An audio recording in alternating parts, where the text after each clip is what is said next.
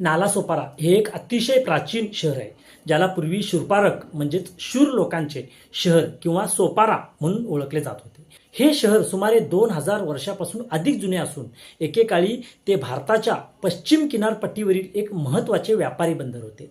इथून Mesopotamia, Egypt, Arabia आणि पूर्व आफ्रिकेशी व्यापार चालत असे। इथे सम्राट अशोकांच्या शिलालेखांचे अवशेष आणि बौद्ध स्तूपाचे अवशेष सापडले आहेत, जे या ठिकाणचे बौद्ध धर्माच्या प्रसारातील महत्त्व सिद्ध करतात।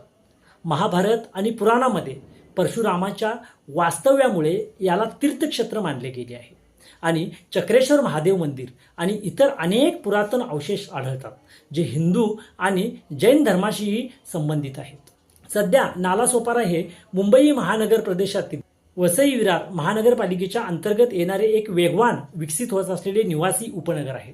हे मुंबई उपनगरीय रेल्वेच्या सर्वात व्यस्त स्थानकांपैकी एक आहे, ज्यामुळे मुंबई शहराशी याची उत्कृष्ट कनेक्टिव्हिटी आहे। थोडक्यात नालासोपारा हे समृद्ध ऐतिहासिक वारसा आणि आधुनिक काळातील वाढते महत्त्व असलेले एक शहर आहे।